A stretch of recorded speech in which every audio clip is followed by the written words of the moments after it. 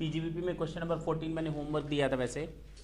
Mister x furnishes the following details of his income for the previous year 15-16, हाँ या ना। Business income दिया है, हाउस प्रॉपर्टी दिया है, सैलरी भी दिया है। तो कॉम्प्यूटेशन ऑफ टोटल इनकम, सुन लें बात नहीं,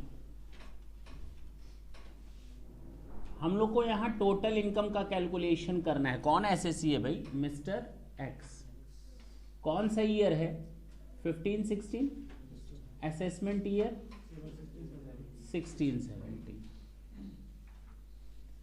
अच्छा, जब भी हम हेड्स की बात करेंगे तो बिल्कुल लाइन वाइज लिखेंगे। Income under the head salary, क्या वहां इसकी कोई इनकम है? क्या सैलरी से ये कुछ कमाता है? 3 लाख मान लेंगे, ये कैलकुलेटेड अमाउंट है। सारे इनकम टैक्स के प्रोविजंस को ध्यान में रखते हुए 3 लाख का कैलकुलेशन हुआ है। इसके बाद कौन सा हेड आता है? Income from house property. हाँ बताएं। 60,000।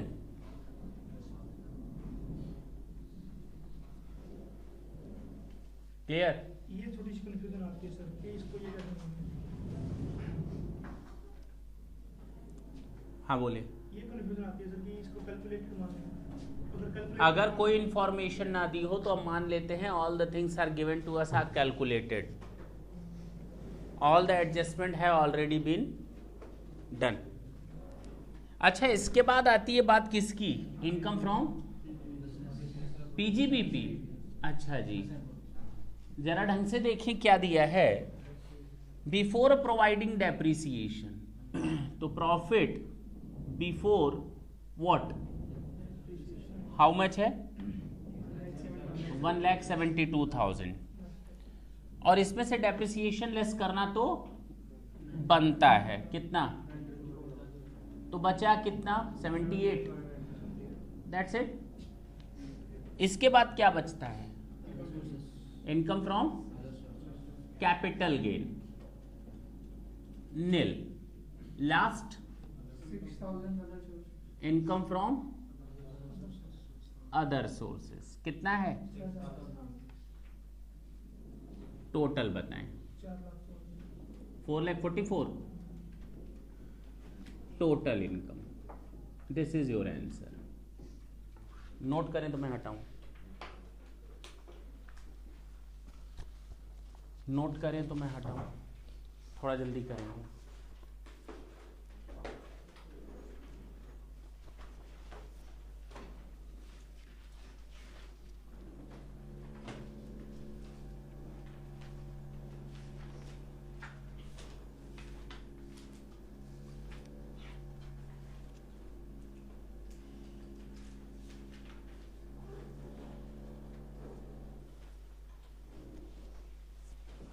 हटा रहा हूं।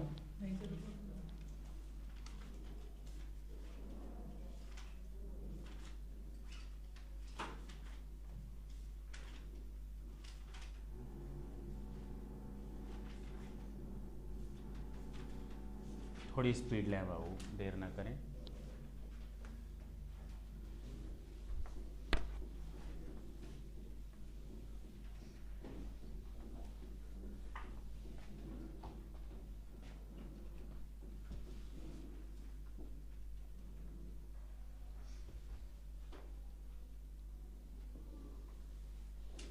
चलो, क्वेश्चन नंबर 15 देखते हैं क्या है। और इसके लिए आपको सेक्शन 35D रिपीट करना पड़ेगा। याद आया होगा प्रिलिमिनरी एक्सपेंसेस रिटन ऑफ। याद करो तो मैंने प्रिलिमिनरी एक्सपेंसेस में क्या बताया था? सेक्शन 35D में डिडक्शन मिलती है कि अगर कोई एसएससी, चाहे उसका नया बिजनेस हो या एग्जिस्टिंग हो, याद करना एग्जिस्टिंग वर्ड मैंने जोड़ा था उस समय, मैंने कहा था एग्जिस्टिंग बिजनेस में भी प्रिलिमिनरी एक्सपेंसेस इनकर होते हैं। तुम लोगों ने बोला था नहीं सर केवल नए में होते हैं, याद आया? तो न्यू और ओल्ड दोनों बिजनेसेस में हमारे प्रिलिमिनरी एक्सपेंसेस इनकर हो सकते हैं। डिटेल हम ऑलरेडी देख चुके हैं। कौन कौन से खर्चे? सर मार्केट सर्वे होता है, फिजिबिलिटी रिपोर्ट बनती है, प्रोजेक्ट रिपोर्ट का खर्चा आता है, और इशू शेयर इशू एक्सपेंसेस होते हैं, अंडरराइटिंग कमीशन होता है, प्रिंटिंग की कॉस्ट आती है, जो हमारे एग्रीमेंट पेपर होते हैं, लॉयर्स फीस होती है, चार्टर्स फीस होती हैं, ये सारे खर्चे मिल करके बनते हैं हमारे preliminary expenditure. Now in this question, और ये भी मैंने बताया था what is the maximum amount of deduction. तो मैंने बताया था दो केसेस में, corporate and non corporate SSC में, हाँ या ना। नॉन कॉर्पोरेट में मैंने कहा था बहुत सिंपल है, केवल 5% ऑफ कॉस्ट ऑफ प्रोजेक्ट और एक्चुअल अमाउंट। ना कैपिटल एम्प्लॉयड कंपनी में आता है, तो इसमें लिमिटेड होना चाहिए, यानी अगर ये हमारा अमाउंट ज़्यादा आता है और ये कम आता है तो पूरा पूरा छूट मिल जाएगा। 5 बराबर पार्ट में मिलेगा, एक बार में पूरा 100% you won't be able to get the deduction in a same year. You can get the benefit of this deduction in 5 years. Equally you have to get the benefit of this deduction. तो आपको total खर्चों को 5 बराबर part में तोड़ना पड़ेगा in equal instalment, उसके बाद आपको उसकी डिडक्शन मिलेगी। चलिए सर ये तो हो गया। What about the corporate SSC? 5% of cost of project और 5% ऑफ कैपिटल एम्प्लॉयड। और जब मैं इसको पढ़ा रहा था तो मुझसे एक गलती हो गई थी, मैंने लोअर लिख दिया था, बाद में मैंने शायद इसको तुरंत सही भी करवाया था। मैंने कहा ना this is at the option of the assessee. तो ऑप्शन क्या होता है? Higher always. इन दोनों में से जो हाई होगा and it must be limited to the actual amount, ये एक्चुअल अमाउंट से अधिक नहीं हो सकता, बस ना। जरा देखें आज इस क्वेश्चन को। क्वेश्चन नंबर 15 कहता है Sleepwell limited, limited word use है तो इसका मतलब इसकी बात हो रही है, सुन लो, इसकी बात हो रही है, हम इसकी बात नहीं कर रहे, बोलते क्यों नहीं? Sleepwell limited is an existing Indian company which set up a new industrial unit. It incurs the following expenditure: project report, market survey, legal cost. Total मिलाकर प्रिलिमिनरी खर्चा कितना आया? 11 लाख। इधर देखो, हाँ या ना? अच्छा, आगे दिया हुआ है कॉस्ट ऑफ प्रोजेक्ट 30 लाख का 5%। तो सर इसको थोड़ा डिटेल में आप बताइए।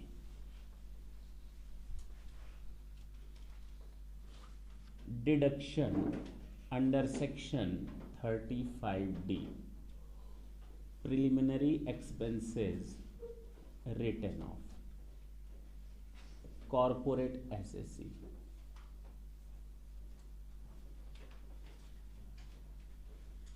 Five 5% of cost of project, 5% of capital employed and third is actual expenses. हाँ या ना? अच्छा, 5% ऑफ कॉस्ट ऑफ प्रोजेक्ट कितना दिया? 30 लाख। तो कितना हो जाएगा? और 5% ऑफ कैपिटल एम्प्लॉयड 2 लाख। तो at the option of the assessee 2 lakh और ₹11 लाख। तो मैक्सिमम परमिसिबल डिडक्शन हो जाएगी। तो हमारा जो मैक्सिमम लिमिट होगा, किसकी बात कर रहे हैं? Maximum limit of deduction 2 lakh से ज्यादा नहीं हो सकता किसी भी कीमत पर। एक्चुअल आपने 11 लाख कर दिया, it doesn't mean at all that you will get the benefit of ₹11 lakh, not at all. आपको 2 लाख तक का मैक्सिमम डिडक्शन मिलेगा। अगर एक्चुअल एक्सपेंडिचर 1.5 लाख होता तो 1.5 लाख पूरा छूट मिल जाता, 2 लाख होता तो 2 लाख, लेकिन 2.5 लाख है तो बेटा 2 लाख से ज्यादा का छूट नहीं मिलेगा। अच्छा, किस साल खर्च किया है? कुछ नहीं दिया। अच्छा, 16-17 है ना? तो प्रीवियस ईयर 15-16 में डिडक्शन मिलेगा। Deduction in previous year 2 lakh divided by 5 कितना? 40,000। Previous year 16-17, 17-18, 18-19 and 19-20, 40,000 each. बोलते क्यों नहीं? ये आप आंसर नोट कर लें तुरंत। अगर एक्चुअल एक्सपेंसेस 1.5 लाख होते तो हम 1.5 लाख लेते हैं। बिल्कुल सही बात है। अगर एक्चुअल एक्सपेंसेस 1.5 लाख होते तो हम 1.5 लाख को 5 पार्ट में डिवाइड करते। नोट कर लें और थोड़ा जल्दी करेंगे।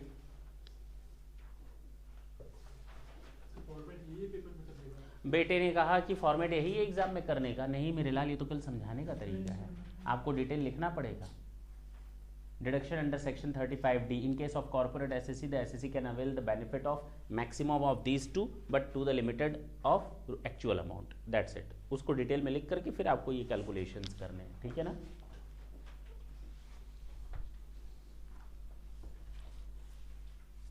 थोड़ी स्पीड लाएंगे।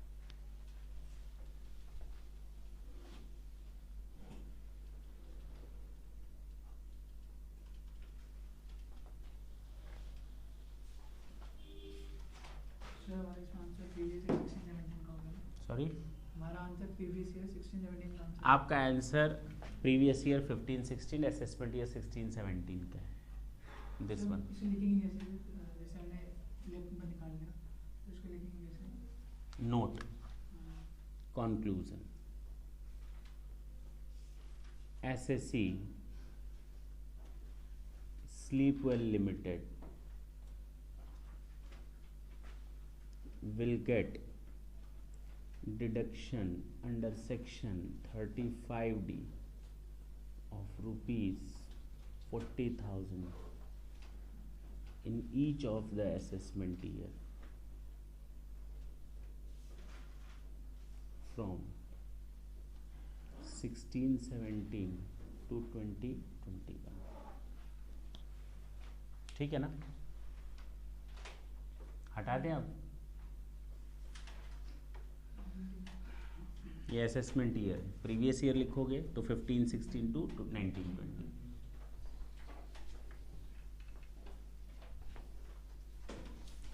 चलो क्वेश्चन नंबर 16 देखते हैं।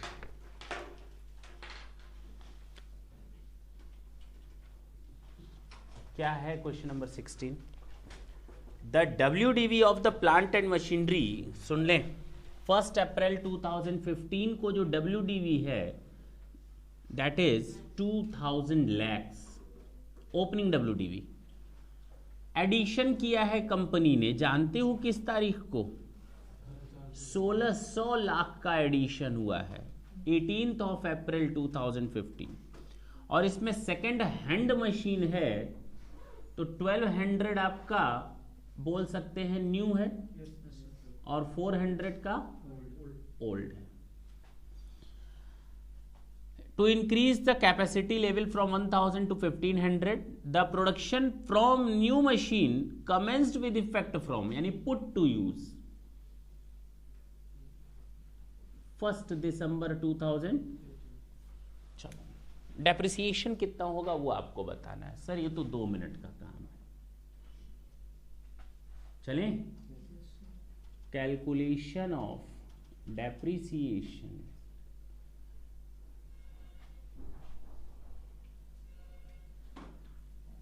ओपनिंग WDV बता दें 2000 लैक्स, तो रुपीज इन लैक्स, साथ साथ नोट करते जाना, बिल्कुल नोट मत करना। एडिशन वर्ड मैंने मना किया था। Actual cost of asset acquired during the,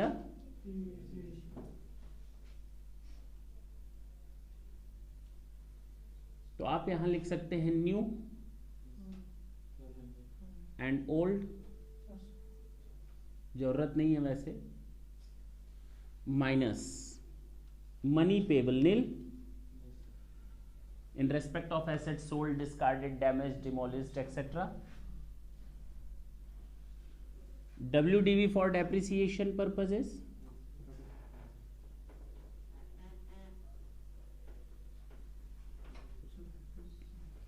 minus normal depreciation,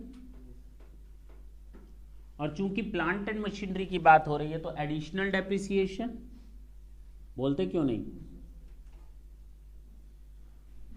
normal depreciation जरा ढंग से देखना, 2000 पे पूरा पूरा निकलेगा। क्या रेट है डेप्रिसिएशन का? कुछ ना दिया हो तो 15%, कुछ ना दिया हो तो 300। सुन लो, ओल्ड की बात करते हैं। अब चाहे ये हो चाहे ये हो, नॉर्मल डेप्रिसिएशन कभी पार्शियलिटी नहीं करता। अब ये बताओ पूरे साल भर का लेंगे या 180 दिन से कम यूज हुई हैं? 180 दिन से कम एसेट यूज हुई है। देखो ना, पुट टू यूज 1 दिसंबर 2015 है, तो हमारा तो 90 या 100 सवा 100 दिन यूज हुई हैं एसेट्स, हाँ या ना? तो हम लोग 1600 का 15% का 50% ले लेंगे, 120। तो ये हमारा नॉर्मल डेप्रिसिएशन है। What about the additional depreciation? Will be able to get it at ₹400 और not? No, because it's an old one. Additional depreciation can be taken only on a new plant and machinery. तो हमारा additional depreciation हो जाएगा 1200 का 20% का आधा, क्योंकि 180 दिन से कम हुई है, हाँ या ना? तो 120। अच्छा, कितना आ गया? Closing WDV। लेकिन इतने पर लिखोगे तो काम नहीं बनेगा। एग्जामिनर आपसे मांगता है कि आप एक नोट दें, rest of additional depreciation means 50%। 1200 का 20% के हिसाब से 50%, ₹120 will be allowed in previous year 16-17, i.e. assessment year। Note कर ली। That was your question number 16। Sir ये तो एग्जाम में बहुत सही है ना?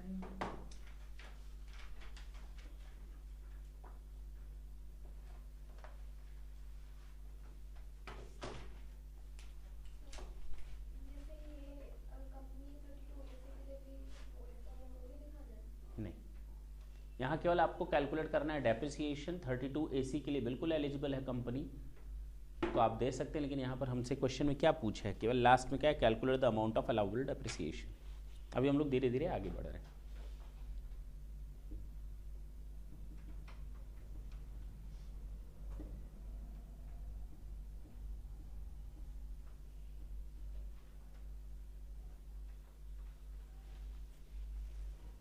चलें?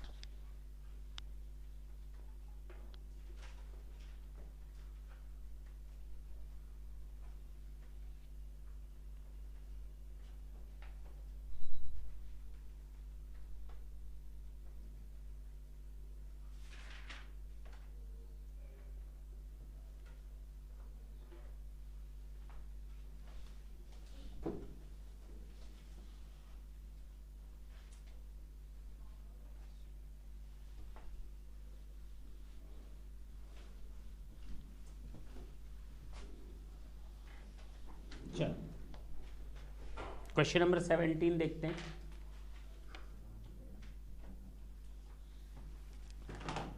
WDV ऑफ मशीनरी 5 लाख की मशीन है। ओपनिंग WDV 15% का रेट है। नई मशीनरी खरीदा है 31 दिसंबर 2015 को 1 लाख की, और same amount of depreciation, rate of depreciation है। 1 मिनट लगेगा इसको बताने की, मुझे जरूरत नहीं है, कोई मतलब नहीं है, हटा दें। क्वेश्चन नंबर 18 की बात करते हैं। ये 180 डेज से कम यूज हुआ है तो 7.5% हो जाएगा, ठीक है ना, नए पर। Question number 18, from the following detail ascertain the amount of depreciation admissible. Machine और बिल्डिंग दो चीजें हैं, ओपनिंग दिया है, एडिशन दिया है, और सेल ड्यूरिंग द ईयर दिया है, रेट ऑफ डेप्रिसिएशन दिया, हाँ या ना? तो कैलकुलेशन ऑफ डेप्रिसिएशन सुन लो पहले, हम भी देखें क्या करते हो, बताओ हमको रिजल्ट। इधर देखो, दो चीजें हैं, मशीन एंड बिल्डिंग, बात नहीं। ओपनिंग डब्ल्यूडीवी दिया हुआ है क्या दोनों का? हाँ sir ji, 5 lakh and 20 lakh, yes और no? Plus actual cost of asset acquired during the previous year, given और not? How much? 6 lakh and nil. Money payable, it is given 12 lakh and 4 lakh। rate of depreciation 15% and 10%। बोलो, WDV for depreciation purposes नील। हाँ जी, ये हो गया हमारा नील, और ये चला जाएगा section 50, block of asset cease to exist। So what to do? Calculate short term capital gain। ये क्लियर हो गया, खत्म। इसको यहां ब्लॉक कर देते हैं, ब्लॉक को ब्लॉक कर देते हैं, क्लियर। इसकी बात बताओ, क्या मान ले एक ही बिल्डिंग थी या कई बिल्डिंग्स थी? Assuming that there are some other buildings also, हाँ या ना?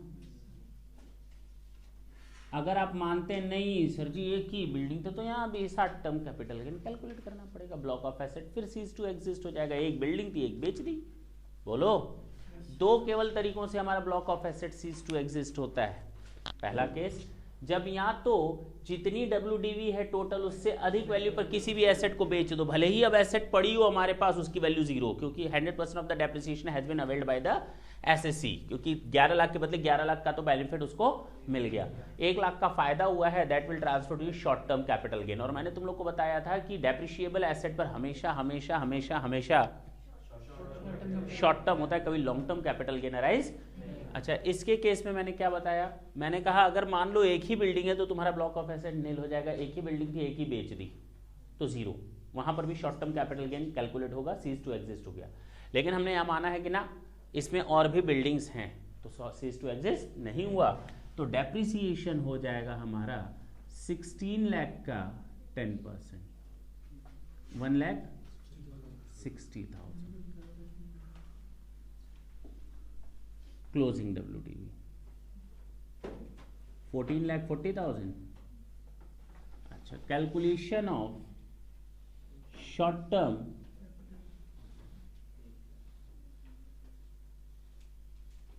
एक लाख ऐसे नहीं, सेल कंसीडरेशन कुल कितने में बेचा है? 12 लाख। और कॉस्ट कितनी थी? Value of block of asset. क्या टॉफी वॉफी खोल रहे हो क्या?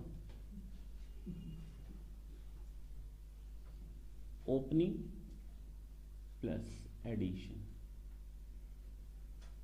5 लाख प्लस 6।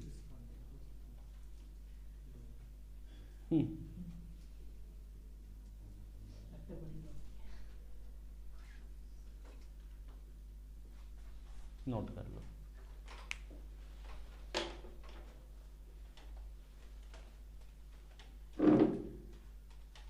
सेंटर फ्रेश जुबान पे लगाम दे, हाथ पे जल्दी करो।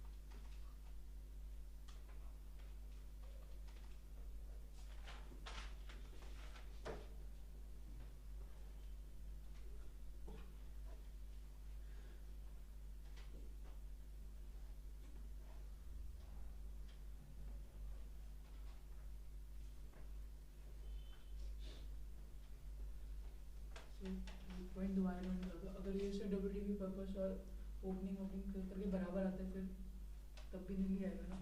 12 लाख में से 12 लाख हो गया तो नील, 11 में से 11 हो गया तो भी नील आ जाएगा। हमें डेप्रिसिएशन चाहिए, 11 लाख का बेनिफिट चाहिए, इन टोटालिटी कितने का डेप्रिसिएशन चाहिए। अगर चीज़ हमने 11 लाख में सेल कर दी तो नील ही है।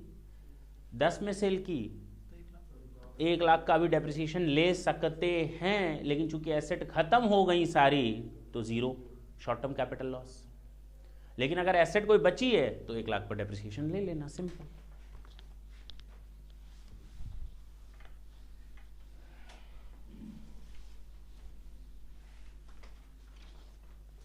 Question number 29।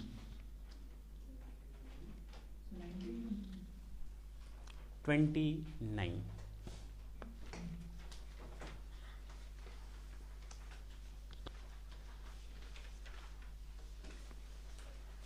चलिए, नया है बिल्कुल, इसकी थ्योरी मैंने नहीं बताई है, मैं डायरेक्ट इसके न्यूमेरिकल पर आऊँगा, एक ही क्वेश्चन सॉल्व होगा इस पर। चलें, जब फॉरेन एक्सचेंज में फ्लक्चुएशन होता है तो उसका कोई ट्रीटमेंट होता है सर? वो या तो फ़ायदा होता है या लॉस होता है। वो तो उन केसेस में जब हम नॉर्मल ट्रांजैक्शन कर रहे होते हैं, माल खरीदना और बेचना। लेकिन प्रॉब्लम तो उस समय जनरेट होती है जब हम फॉरेन से कोई एसेट खरीदते हैं और उस एसेट को खरीदने के लिए मुझे फॉरेन करेंसी में लोन लेना पड़ा। मुझे अमेरिका से एसेट खरीदनी है, क्या मैं रुपया वहाँ चला लूँगा? गांधी जी चल जाएंगे वहाँ? नहीं चलेंगे। वहाँ के लिए हमको डॉलर्स चाहिए, तो हमने करेंसी में कन्वर्ट करवाया, किस में? डॉलर में। हमने पेमेंट कर दिया, एसेट ले ली, दैट इज नील बटा सन्नाटा। जितना हमने एक्चुअल अमाउंट पेड किया that will become the actual cost of the asset in terms of rupees. But again the problem is not there. The problem will arise in those situations where the asset has been bought out from outside India after taking a loan in foreign currency. जब हम foreign currency में loan लेते हैं तो यहां पर आता है बैलेंस शीट में लोन।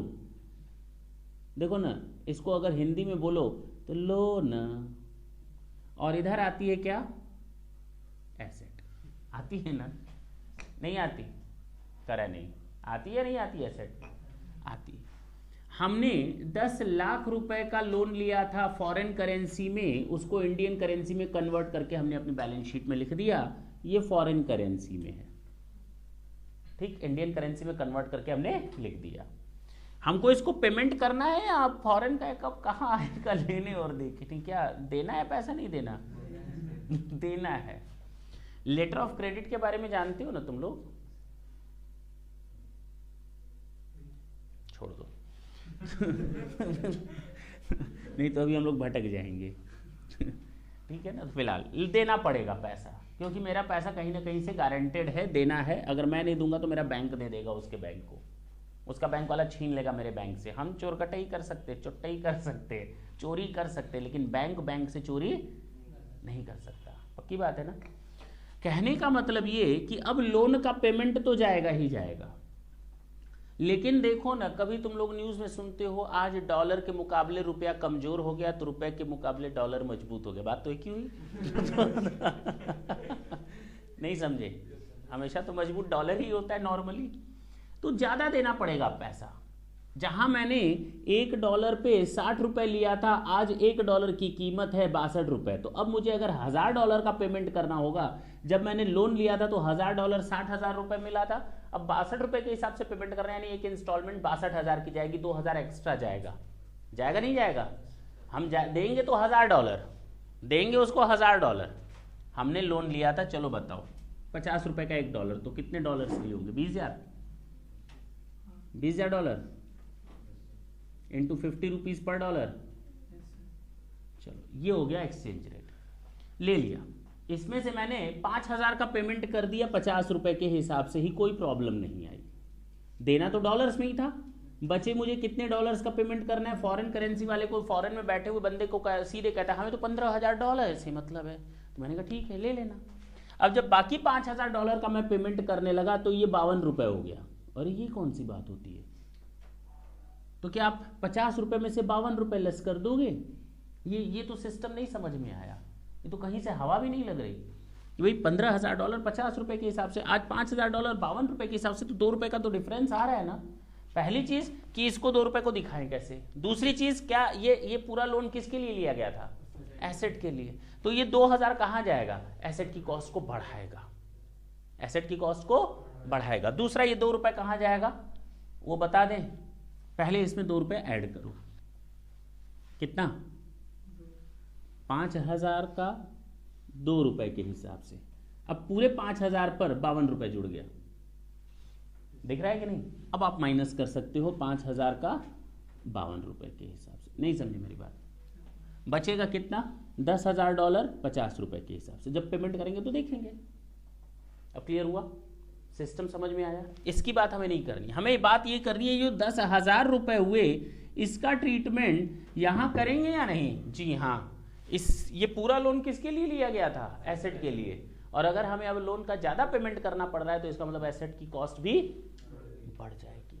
और जिस साल ऐसा चेंज होगा उस साल हम एसेट की कॉस्ट को बढ़ा देंगे। Actual cost of the asset will get increase automatically due to foreign currency. ठीक। Question number 29, Z limited purchase machinery, machine purchase किया है, 15% रेट है और जापान से डॉलर्स में खरीदा है। समझ में नहीं आ रहा, वहां डॉलर चल गया, गांधी जी नहीं चले। 17 अगस्त 2014 को कब खरीदा है? 15 अगस्त के 2 दिन बाद। $1 की कीमत जानते हैं, ₹63.25। By borrowing from hero bank limited, Z Limited took a forward contract on 11th of July 2015। वो लोग हीरो, हम लोग हीरोपंती दिखाते हैं। देखो, took a forward contract on 11th July 2015। हमने इससे सेफ्टी रखने के लिए 11 जुलाई 2015 को फॉरवर्ड कॉन्ट्रैक्ट ले लिया। फॉरवर्ड कॉन्ट्रैक्ट का मतलब होता है अपने लॉस को लिमिट कर देना। फॉरवर्ड फ्यूचर ऑप्शंस, जब तुम लोग फाइनल लेवल पर आओगे then you will start to do the study of all these things. क्या होता है ये स्ट्रेटेजिक फाइनेंशियल मैनेजमेंट में या फाइनेंशियल मैनेजमेंट में पढ़ोगे। ये अपने लॉस को रोकना होता है। नहीं जानते हो ना? सुन लो, 1 मिनट लगेगा। मान लो हमको किसी को इसको $10,000 का पेमेंट करना है 6 महीने बाद, और 6 महीने बाद जब मैं दूंगा इसको तो उस समय मुझे लगता है कि आज की डेट में $1 की कीमत 60 है और उस समय $1 की कीमत कितनी हो जाएगी? 70 हो जाएगी। तो मुझे ज्यादा पैसा देना पड़ेगा। आज दिया तो इसने $60 के हिसाब से, हम इसको वापस ज्यादा करेंगे $10 पर $1, तो लॉस हुआ ना मेरा? नहीं हुआ? तो मैं कहता हूं इस लॉस को रोको, जितना कम कर सकते हो कम करो। मैं बैंक वाले के पास गया, मैंने कहा बैंक वाले भैया वो मेरा डीजे बजा देंगे।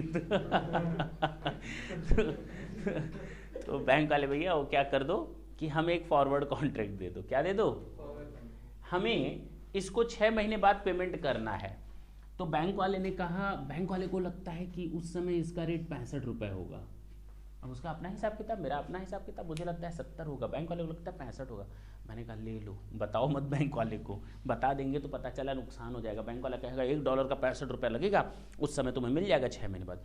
मैंने कहा बच गए, ₹5 का फायदा दिख रहा है, लॉस मैंने बचा लिया। आज ही एग्रीमेंट कर लिया बैंक वाले के साथ।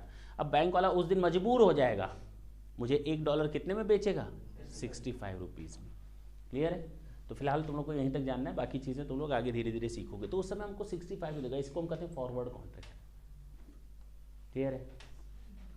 तो देखो ना, अब उसने फाइनल कर दिया कि 11 जुलाई 2015 को उसने एक कॉन्ट्रैक्ट कर लिया, फॉरवर्ड कॉन्ट्रैक्ट, और उस समय उसका रेट था ₹65.70 पर $1। अच्छा, this was put to use asset put to use कब हुई है? नहीं, गलत लिखा है, वो खरीदी बाद में है तो 23 नवंबर 2014 होगा ना। जब 14 में खरीदी गई तो 13 को पुट टू यूज कैसे कर सकते हो? मिस प्रिंट है। तो कैलकुलेट करना है आपको डेप्रिसिएशन, हाँ या ना? तो कैलकुलेशन ऑफ डेप्रिसिएशन, सबसे पहले प्रीवियस ईयर 14-15 सर, हाँ। असेसमेंट ईयर 15-16, आप पीछे का बता रहे हैं, बिल्कुल पीछे का बता रहे हैं। देखें ओपनिंग WDV कुछ नहीं थी। कब कब 1 अप्रैल 2014 को नील। और हमने एसेट कब खरीदी है? 17 अगस्त। हाँ, एक्चुअल कॉस्ट ऑफ एसेट कितना? $2.5 लाख, 63 रुपया 25 पैसा के हिसाब से। हाँ बताओ।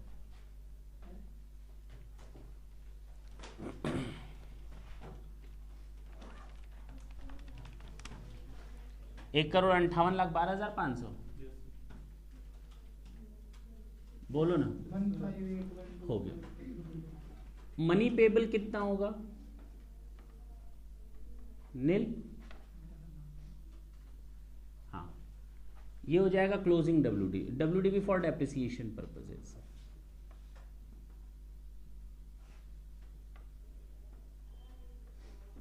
डेप्रिसिएशन लेस कर दें प्रीवियस ईयर 14-15 का।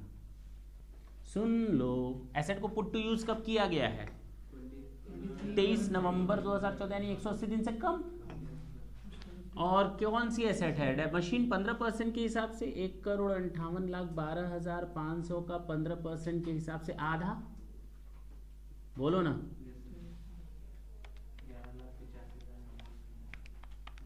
11,85,938। तो क्लोजिंग WDV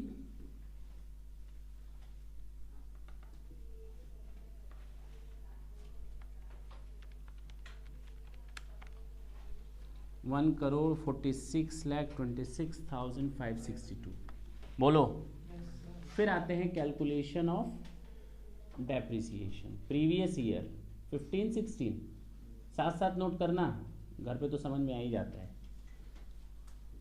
16-17 ओपनिंग WDV तो मालूम है हम लोग को, जो पिछले साल का क्लोजिंग है वो इस साल का 1,46,26,562 प्लस कर दोगे। एक्चुअल कॉस्ट कुछ है? नील, कुछ नहीं है। मनी पेबल है? नहीं। लेकिन एक चीज और आ गई, हमने ये एग्रीमेंट किया है 15-16 को। जरा ढंग से देखो, कब किया है? 15-16 को फॉरवर्ड कॉन्ट्रैक्ट किया है। कितने रुपए के हिसाब से? और जबकि हम देना कितना था, लिया कितने में था? 63। डिफरेंस आया। इस डिफरेंस से हमारी एसेट की कॉस्ट क्या हो जाएगी? Foreign exchange fluctuation. कितने रुपए पर? 2.5 लाख पर। पूरा हमको पैसा देना है $2.5 लाख। 65 रुपए 70 के हिसाब से एग्रीमेंट हुआ है, जबकि 63 रुपए माइनस 6 लाख। अच्छा, तो WDV फॉर डेप्रिसिएशन पर्पसेस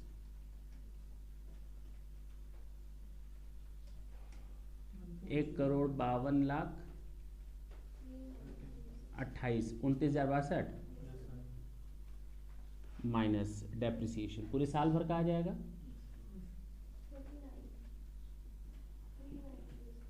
ये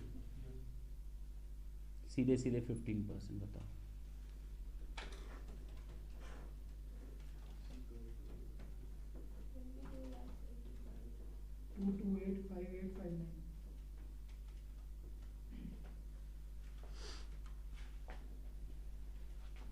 एक करोड़ 30 लाख कितना आएगा?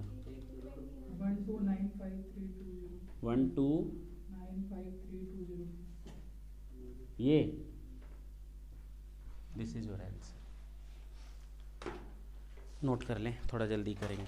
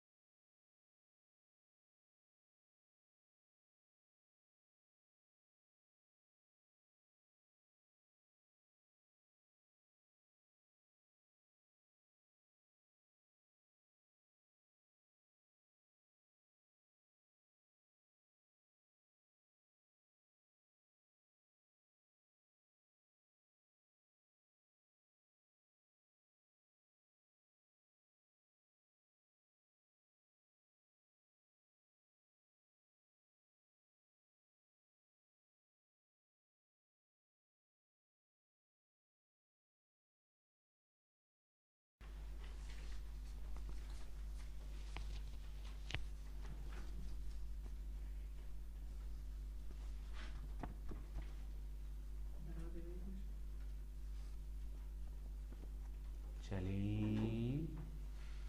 ना चले?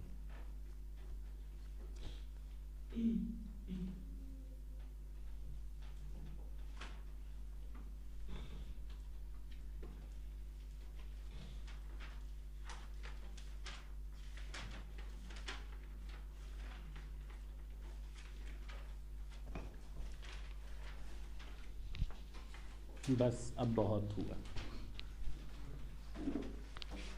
Question number 34।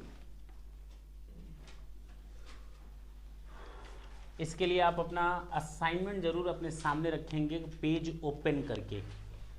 Section 35A(D) specified businesses के लिए इन्वेस्टमेंट लिंक्ड जो इंसेंटिव्स हैं, सेक्शन 35A(D) वही है ना? नहीं, बुक खोल लेंगे, बुक और एक बुक हमें दे देंगे।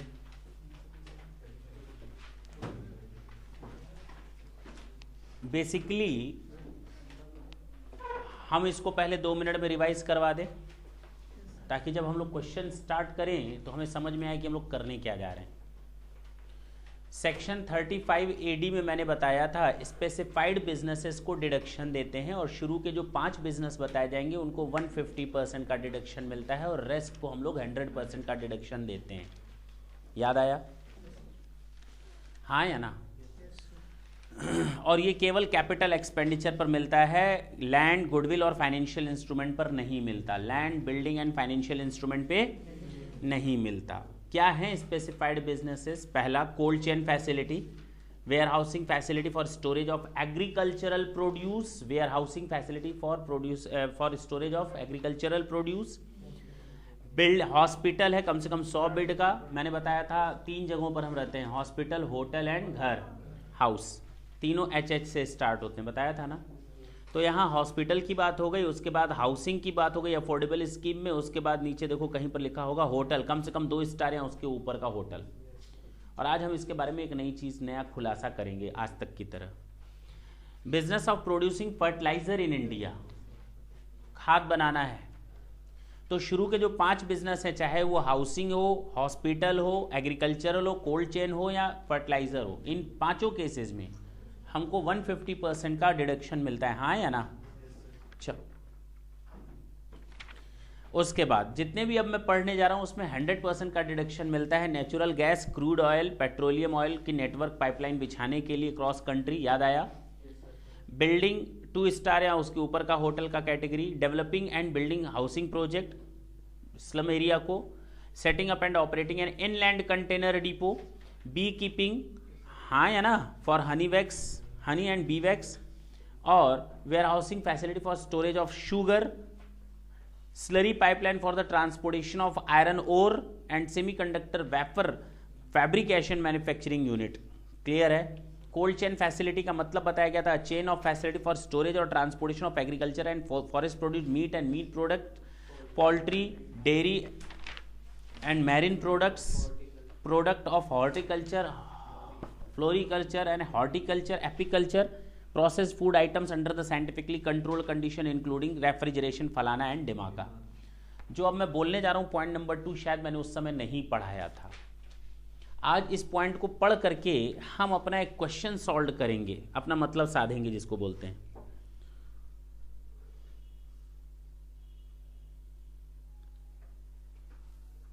एक क्वेश्चन आएगा, इन्हीं 2-3 में से कोई एक क्वेश्चन आएगा, होटल पर कोई है। हाँ, क्वेश्चन नंबर 35 हम लोग का इसी पर ही बेस रहेगा, ये पॉइंट नंबर 2 पर। जरा देखा जाए क्या है। अगर देखो सारे बिजनेस नए होने चाहिए, अब तक जितने पढ़े उसमें सब में बताया गया सारे बिजनेस नए होने चाहिए। एग्जिस्टिंग बिजनेस पर आपको इसका कोई बेनिफिट नहीं मिलेगा। लेकिन होटल के केस में थोड़ा दूसरा केस है। होटल के केस में अगर कोई बंदा किसी होटल को ओन करता है, नए होटल को, then he will get the benefit of deduction under section 35A(D)। हाँ या ना? 100% का बेनिफिट पा लेगा। लेकिन अगर वो इस होटल को कोई भी एसेट जो इन स्पेसिफाइड बिजनेस में दी है उनको 8 साल तक हम ट्रांसफर नहीं कर सकते। ये देखो मैंने पेज नंबर 79 पर हमने सर्किल भी बनवाया था, पहला पॉइंट वही था। पेज नंबर 79 पे पहला पॉइंट ही वही था।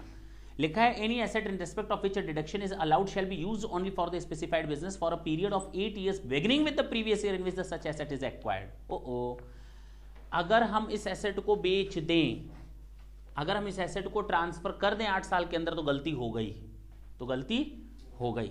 अब उसके लिए कह रहा है अगर गलती हुई है, in case the asset is used for the purpose other than the specified business with in the period of 8 years, the amount of deduction allowed earlier will become the PGBP income.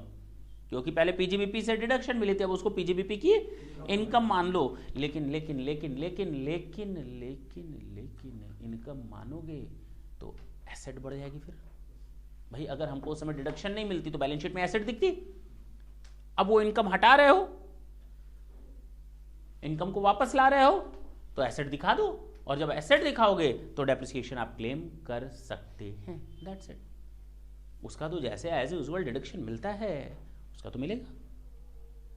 जरा देखो, नहीं समझ में आई बात? इधर देखो, इधर देख लो, इधर देख लो, देख लो। मैंने 50 लाख का होटल खरीदा या कोई भी एसेट, और इस पूरा का पूरा डिडक्शन मैंने दे दिया सेक्शन 35 एडी में, पीजीबीपी में मैंने डेबिट कर दिया। ये पीएल अकाउंट है और ये मेरी बैलेंस शीट है। तो बैलेंस शीट में क्या हो गया? अगर हम यहां पर डिडक्शन नहीं लेते तो हम कौन सा डिडक्शन लेते? पक्की बात है ना?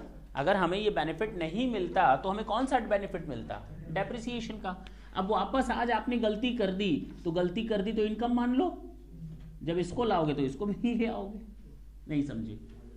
बस बात खत्म। जब इसको हटाए थे तो इसको भी यहां से हटाए थे, अब वापस इसको ले आ रहे हो तो इसको भी वापस ले आओ। दोनों चीजें साथ साथ लाओगे ना, और इसमें से तुम लोग क्या लेस कर सकते हो?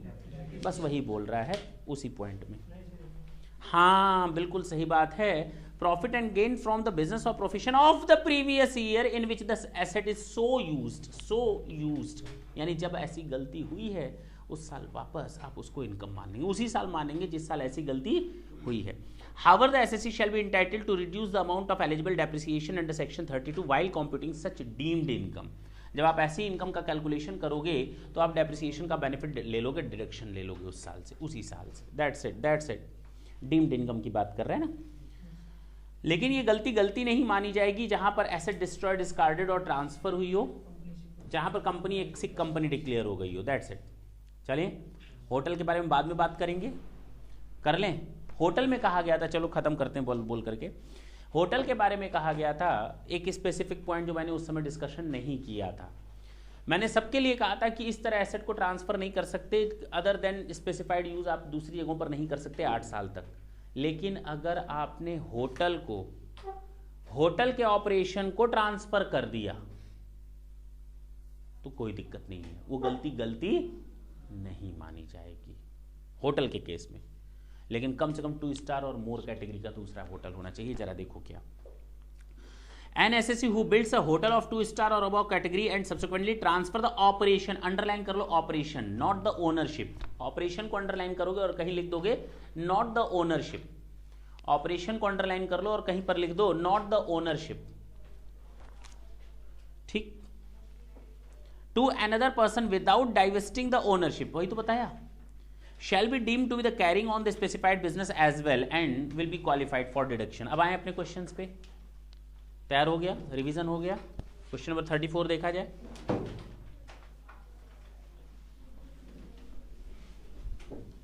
देखना, इंपॉर्टेंट क्वेश्चन है दोनों, 34, 35, 36 भी इंपॉर्टेंट है, 37 भी इंपॉर्टेंट है, सब इंपॉर्टेंट ही। अब Mr. A commenced operation of the business of setting up a warehousing facility for storage, बात नहीं, स्टोरेज ऑफ फूड ग्रेन्स। हाँ फूड ग्रेन्स तो हमारा एग्रीकल्चरल प्रोड्यूस में आता है, कोल्ड चेन फैसिलिटी में आता है ना। तो फूड ग्रेन हमारा किस में आएगा? कोल्ड चेन फैसिलिटी में आएगा। Okay. Setting up a warehousing facility for storage of food grains, sugar and edible oils। तो अगर स्टोरेज ऑफ वेयरहाउसिंग फैसिलिटी है तो ये कोल्ड चेन में नहीं आएगा, केवल स्टोरेज है, ये सेकंड में आएगा। वेयरहाउसिंग ऑफ एग्रीकल्चरल प्रोड्यूस, बोलो ना, वेयरहाउसिंग ऑफ एग्रीकल्चरल प्रोड्यूस, यानी इसको बेनिफिट मिलेगा। Under section 35 AD specified business माना जाएगा। शुगर, जी हाँ, इस पर भी बेनिफिट मिलता है, हाँ या ना। शुगर स्टोरेज के लिए है ना। जरा देखो 35 AD में देखो किस चीज के लिए, शुगर के लिए क्या लिखा है, शुगर के लिए क्या लिखा है, warehousing facility for storage of sugar, हाँ या ना। तो दूसरा पॉइंट है warehousing facility for storage of sugar, ये अलाउड होगा, बोलते क्यों नहीं। लेकिन ध्यान देना, सुन लो, डिडक्शन जो मिलती है वो इसमें 150% मिलती है और इसमें 100% मिलती है, ये एक नई चीज मिली। दूसरा, तीसरा बोल रहा है एडिबल ऑयल्स, ना ना ना ना, ये किसी में नहीं आने वाला, not an specified business, not a specified business, पक्का ना। तो इसको जैसे नॉर्मल होता है वैसे ही ट्रीट किया जाएगा। तीनों चीजें लिख ली। अब आगे हम स्टार्ट कर सकते हैं क्वेश्चन पढ़ना। क्वेश्चन देखने में बहुत बड़ा है लेकिन कुछ है नहीं, फालतू की बातें हैं इसमें। क्या है? फालतू की बातें। देखा जाए कौन सी फालतू की बातें हैं। कब स्टार्ट किया? 1 अप्रैल 2015 को।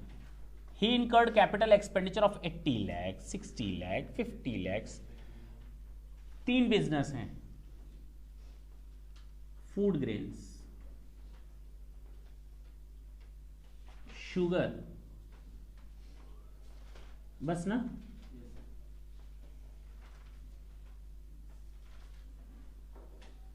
डिडक्शन अंडर सेक्शन 35 AD, बोलो ना, बोलो। हम केवल यहां किसकी डिडक्शन की बात करते हैं? केवल कैपिटल नेचर के एक्सपेंडिचर की। रेवेन्यू की तो कभी बात ही नहीं होती, उसके लिए तो बाकी सेक्शंस तैयार बैठे। बोलता है हमने जो खर्च किया है capital expenditure, purchase of land and building, land and कब खरीदा है? 1 अप्रैल को। कितने कितने की? 80 लाख और 60 लाख, हाँ या ना? हाँ बोलो।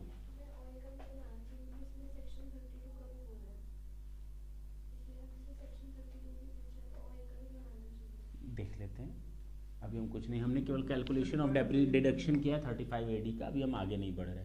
32 में क्या होगा क्या नहीं वो बाद में देखा जाएगा, ठीक है ना। 80 लाख, 60 लाख और 50 lakh on purchase of land and building during the period January से मार्च। अच्छा, जनवरी से मार्च, ये इस साल का कहाँ है? 1 अप्रैल को तो हमने बिजनेस सेटअप किया है। तो जब बिजनेस सेटअप होता है उसके पहले हम एसेट नहीं खरीद सकते क्या? मना करोगे? नहीं ना, मना करोगे। हम जनवरी से एसेट खरीदना स्टार्ट किए इस साल से यूज करने के लिए, मना करोगे? इसके लिए एक कहानी कही गई कि अगर आप कोई एसेट लेते हैं तो उसको आप कैपिटलाइज करते जाइए बुक्स में, कोई दिक्कत नहीं। और जब आप उसको स्टार्ट करें, बिजनेस को कमेंस करें, तो आप उसको एज अ डिडक्शन ले सकते हैं। पूरा पूरा। आधी बिल्डिंग का बेनिफिट नहीं मिलेगा, पूरी बिल्डिंग का मिलेगा। आधी मशीनरी का बेनिफिट नहीं मिलेगा, पूरी मशीनरी का मिलेगा, बशर्ते मैंने उसको अपनी बुक्स में क्या कर रखा हो? कैपिटलाइज कर रखा हो। बिजनेस स्टार्ट करने के पहले जितने भी खर्चे किए गए, all those expenditure, capital nature expenditure has been properly capitalised in the books of account. ये इसके लिए बेसिक कंडीशन है। करना क्या हो तो होता ही है, सोचने वाली कौन सी बात है सर, कोई नई बात नहीं बताई आपने। जनवरी से मार्च के अंदर exclusive for the above business and capitalise the same in its books of account as on 1 April. 1 April को इससे सारी चीजों को क्या कर लिया? कैपिटलाइज कर लिया। यानी ये सारी चीजें कब आकर आ गई सामने मेरे पास? 1 अप्रैल को। The cost of land, section 35 AD कभी भी लैंड पर नहीं मिलता, लैंड, गुडविल और फाइनेंशियल इंस्ट्रूमेंट्स पर नहीं मिलता। तो लैंड का इसमें वैल्यू शामिल है, तो वैल्यू ऑफ लैंड बताओ कितना है? 50 लाख और 40 लाख। तो हमारा वैल्यू ऑफ बिल्डिंग है, इसकी तो डिडक्शन मिलेगी ना। फर्दर ड्यूरिंग द इस year it incurred capital expenditure of 20 lakh, 15 lakh और 10 lakh respectively for extension, reconstruction for of the building purchase and use exclusively, plus addition कितने कितने का किया है? 20 लाख और अच्छा, आगे पढ़ते हैं क्या लिखा है। Compute the income under the head PGBP for the year this and the loss to be carry forward. ठीक है, assuming that mister A has fulfilled all the condition under section 35 AD and has not claimed any deduction under any other chapter, deduction in respect of certain incomes, the profit from हो गया, the profit from the business of setting up a warehousing facility for storage of food grains। इतना बताने के बाद बोल रहा है, सुन लो इधर, चलो, total capital expenditure as per section 35 AD 50 और 35। तो डिडक्शन का परसेंटेज कितना है? यही आएगा। तो डिडक्शन इन रुपीस कितना हो गया? 75 और नहीं समझ में आई बात? आ गई। अब इसके बाद हम क्या कैलकुलेट करें? Calculation of profit and gains from business और profession. Calculation of PGBP,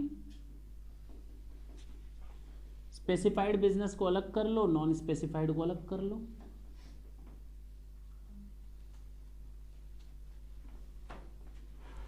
food grains, sugar and edible oil,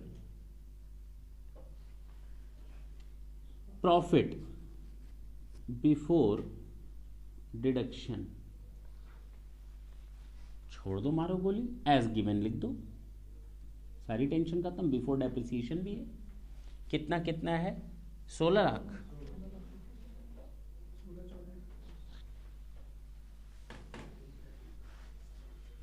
सोलह लाख बस ना।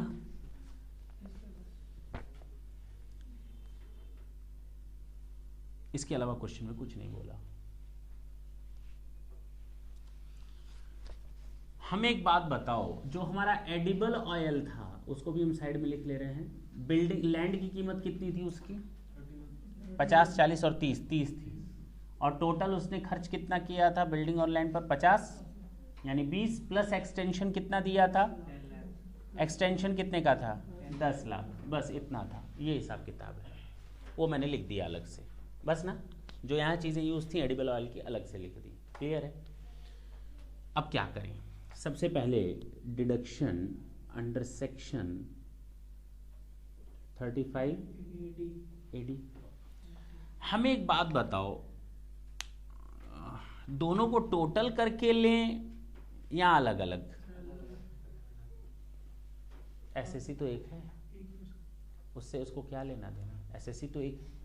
और कहा गया है जब भी हम बेनिफिट लेंगे स्पेसिफाइड बिजनेस के प्रॉफिट का, स्पेसिफाइड बिजनेस के एक्सपेंडिचर का, स्पेसिफाइड बिजनेस के प्रॉफिट से लेंगे। स्पेसिफाइड बिजनेस का डिडक्शन स्पेसिफाइड बिजनेस के प्रॉफिट से लेंगे। बस यही तो बोला गया है। अरे हाँ या ना? तो सर हम ये बोल सकते हैं in totality we have 30 lakhs? नहीं बोल सकते। और डिडक्शन लेना है इन टोटलिटी 75 प्लस 35, कितना हुआ? 110। ये हमारा डिडक्शन हो जाएगा। बोलते क्यों नहीं? जो अनएब्जॉर्ब्ड है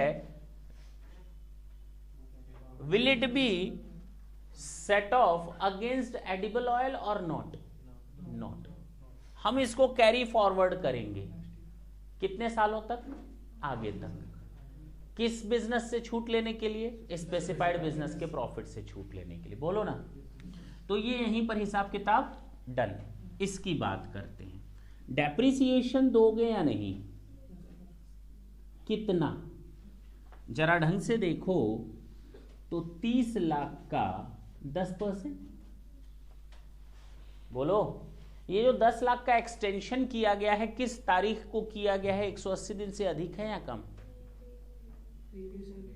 कुछ नहीं लिखा है तो हम मान लें 180 दिन से अधिक।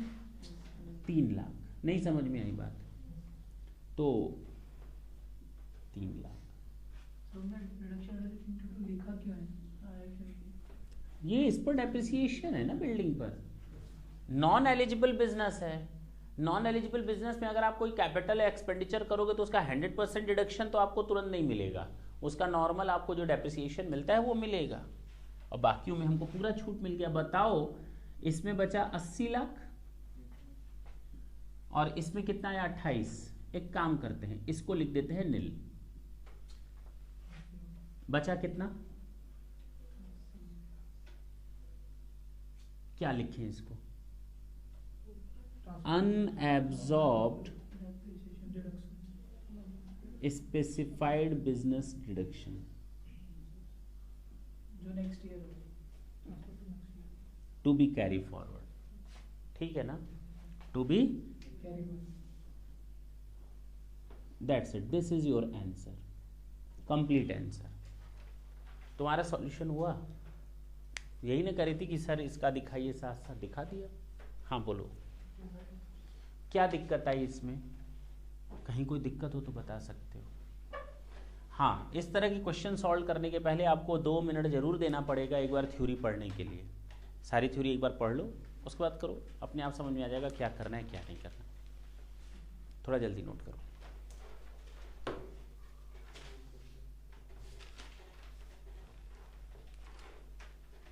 क्लास में।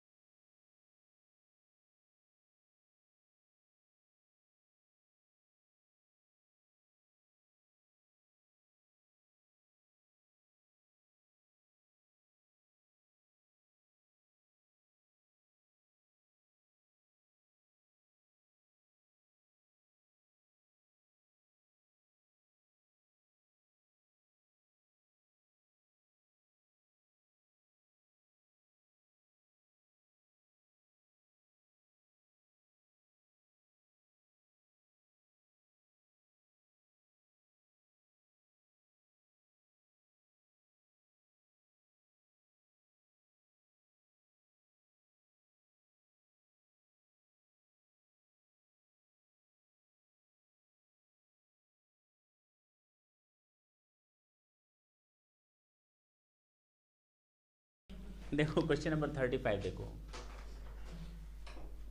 क्वेश्चन नंबर 35 देखें। XYZ limited commenced operation of the business of a new three star hotel in Madurai. तो हम लोग को तो अच्छी तरह मालूम है कि होटल्स पर हमको सेक्शन 35 AD मिलता है। सेक्शन 35 AD होटल्स के बारे में प्रोविजन करता है, हाँ या ना? अच्छा, यानी जितना भी कैपिटल नेचर का एक्सपेंडिचर होगा, land building, land instrument, land, goodwill और फाइनेंशियल इंस्ट्रूमेंट्स को छोड़कर सारी चीज़ें 100% डिडक्शन में आएंगी। 100%, नॉट 150। होटल पे 100% है। लिखा है 1 April 2015 the company incurred expenditure of 50 lakhs during the period January to March. अच्छा, पिछले साल का, तो इसको कैपिटलाइज किया होना चाहिए। हम लोग तो यही सीख कि अगर बुक्स में कैपिटलाइज होगा तभी इसको हम आगे ले सकते हैं डिडक्शन के लिए। And capitalise the same in the books of account on 1 April. किया हुआ है ना, किया हुआ है ना, ये सारे खर्चे कैपिटलाइज किए हैं। Further during 15-16 it incurred the capital expenditure of 2 crores। 50 lakh यहां खर्च किया था, सुन, प्लस एडिशन किया है कितना, 200 लाख का, तो टोटल कितना हो गया, 2.5 करोड़। जिसमें से 1.5 करोड़ तो लैंड का है, हटा दो, तो बचा कितना, यानी टोटल हमारे पास 100 लाख बचा। बोलो ना, लैंड की कॉस्ट हटा देते हैं ना, तो हमारे पास बिल्डिंग का 100 लाख बचा। Compute the income under the head of hotel assuming that the XYZ has fulfilled all the condition under section 35 AD and has not claimed any deduction under chapter 6 फलाना एंड धमाका। ठीक है, deduction in respect of certain incomes the profit from the business of running this hotel 16-17 assessment year में, यानी profit है 15-16 previous year कितना, 25 lakh. Assuming that the company has also another hotel, okay, another hotel यानी पुराना hotel, बोलते क्यों नहीं, और उससे प्रॉफिट कमाया 120 लाख, यानी उसके पास 2 प्रॉफिट हो गए, इस होटल से 25 लाख और दूसरे होटल से 120 लाख। तो वो ऑपरेट कर रहा है ना, नहीं कर रहा, तो वो कंडीशन सेट हो गई ना, हाँ या ना। Which commence operation 8 years back the profit फॉलाना एंड दिमाग, छोड़ दो इसको। अब आते हैं कैलकुलेशन ऑफ डिडक्शन। चलो, अंडर सेक्शन 35 AD, हाँ ठीक है, इधर PGBP, इधर इधर इधर, हाँ बताओ, eligible expenditure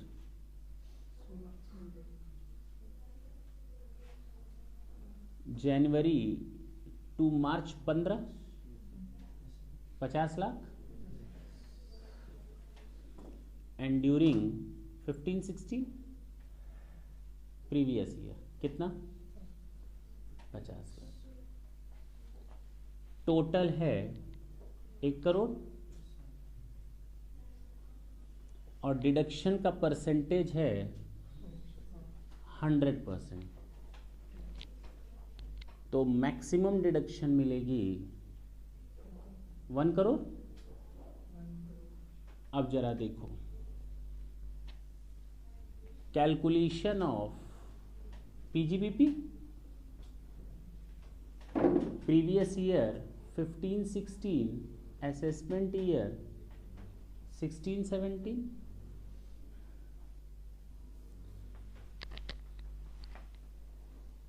hotel 1 and hotel 2, ये ओल्ड है और ये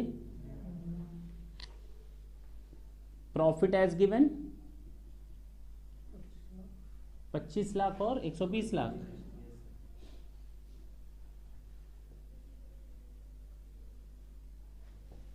माइनस डिडक्शन अंडर सेक्शन 35 कितना है, 25 लाख। बोलो, ऐसे नहीं करना चाहते, अच्छा मत करो, इकट्ठा करना चाहते हो, इकट्ठे कर दो, क्योंकि यहां पर मान लिया जाता है एक ही बिजनेस है। होटल हमारा दूसरा है, मैं ऑपरेट कर रहा हूं तो मेरा एक ही बिजनेस माना जाएगा, ओनरशिप चेंज नहीं होनी चाहिए, बस यहां पर दोनों की ओनरशिप एक ही एसएससी के पास है। तो अब भले ही नए होटल का डिडक्शन है, उसको हम ओल्ड होटल के प्रॉफिट से एडजस्ट कर सकते हैं, था ना इंपॉर्टेंट, केवल होटल के केस में है ये। तो कितना है ये 145, डिडक्शन कितना मिलेगा?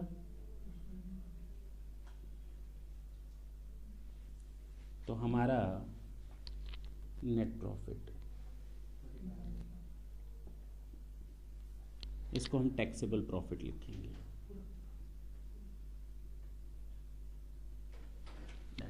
This is your answer. थी ना नई चीज? नोट कर लें।